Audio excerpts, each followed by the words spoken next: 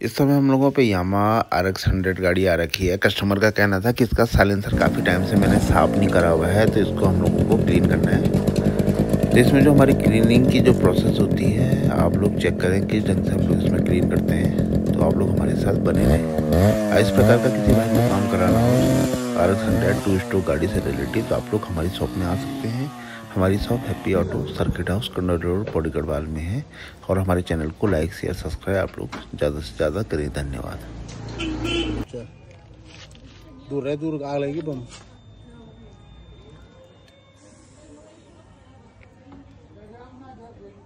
चल